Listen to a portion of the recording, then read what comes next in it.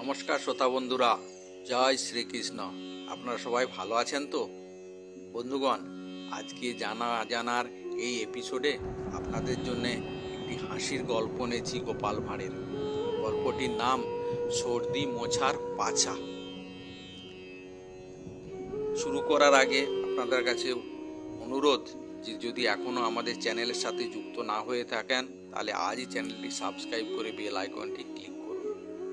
এবার তাহলে শুরু করা যাক। সেদিন বড়গঞ্জের হাটবার ছিল। সকলকে সেই হাটে বাজার করতে যেতে হতো। গোপাল বড়গঞ্জের বাজারে চলতে গ্রামের কয়েকজন চেনাশানা লোকের সঙ্গে গল্প করতে করতে চলতে লাগলো। যেতে যেতে হঠাৎ গোপালের নজরে পড়ল যে সামনের একটি মেয়েও যাচ্ছে, বোঝা মাথায় নেই। গোপাল ভালোভাবে নজর দিয়ে দেখতে লাগলো। তারপর সে বুঝতে পারল যে মেয়েটি ভারী বোঝার জন্যই হোক বা অন্য কোনো কারণেই হোক কাঁদতে কাঁদতে আগে চলেছে, আর ঘন ঘন একটা হাত দিয়ে নাকের সর্দি মুছে নিজের পাছায় ঘষছে আনমনে। কাঁদলে সকলেরই নাকি সর্দি আসে নাক দিয়ে এমনি করে। সে এক হাতে বোঝার টাল সামলাচ্ছে আর এক হাত দিয়ে নাকের সর্দি টেনে নিজেরই পাছায় মুছছে। এ আর অভ্যাসটা অল্প বিস্তর আমাদের অনেকের সকালে থাকে। এ আর তেমন কিছু নতুন তো নয়। গোপালের মাথায় দুষ্টু বুদ্ধি খেলে গেল। তার মুখে দেখা গেল নানা রকমের হাসি। গোপালের মাথায় তো সব সময় কত রকমের কি ধরনের হাসির ফন্দি ঘুরে বেড়ায় সেটা আমরা সবাই জানি। সে মনে মনে ভাবলো একটু মজা না করলেই নয়। মেয়েটি গরিব হলেও চলন ও অন্যান্য আদব কায়দা দেখে ভালো ঘরের মনে হলো গোপালের। আর মেয়েটিও ছেলে মানুষই, মিষ্টি চেহারা।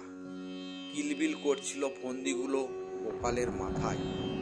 তারই একটা সে ছেড়ে দিয়ে মেয়েটির কান্না থামাতে আর তার মুখে হাসি আনতে, তার এবং তার মনের ব্যথা ভোলানোর জন্য গোপাল আপ্রাণ চেষ্টা করতে লাগলো। কেননা গোপাল এরকম কোনো সাধারণ মানুষের বা সাধারণ ছেলে মেয়েদের কান্না দেখতে পারে না। চাকির উপর অর্থাৎ নৌকাতে গোপাল এগিয়ে যায় ফুপিয়ে ফুপিয়ে কান্নার ভান করে।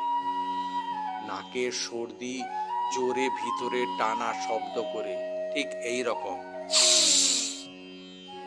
যেন কত সর্দি জমে আছে।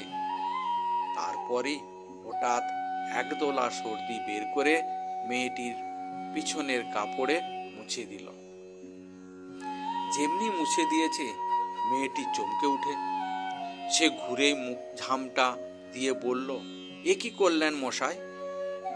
আপনার সর্দি আমার গায়ে মুছতে আপনারকে কি কেউ বলেছে? আপনার লজ্জা করলো না? ছি ছি, বেহায়া কথাকার। মেয়ে ছেলের গায়ে হাত দিলেন। ভদ্রলোক হয়েও এই কি করা উচিত? আমি এখনই গিয়ে রাজ দরবারে মহারাজের কাছে আপনার নামে নালিশ করব। কেন আপনি আমার পাছায় হাত দিলেন? গোপাল প্রাণ খোলা হাসি হেসে তখন বললে, তা বাছা, তুমি রাগ করছো কেন? তোমার সর্দি মোছার বহর দেখে আমি ভাবলাম এটা বোধহয় সর্দি মোছারই পাছা।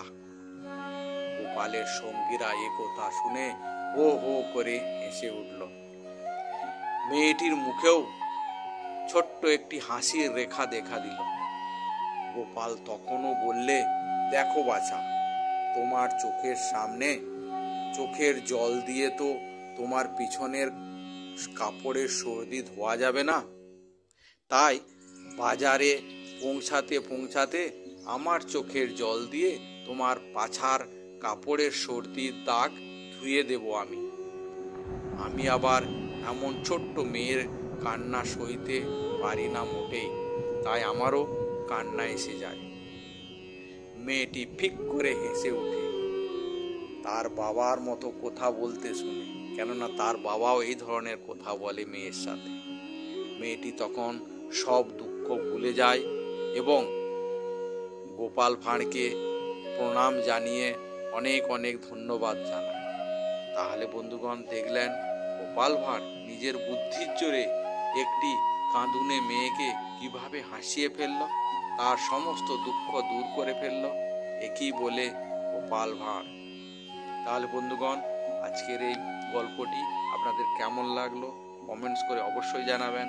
ভালো লাগলে লাইক করবেন, বন্ধু বান্ধবদের শেয়ার করবেন, আর কমেন্টস বক্সে অবশ্যই লিখবেন জয় শ্রীকৃষ্ণ, জয় শ্রীকৃষ্ণ, জয় শ্রীকৃষ্ণ।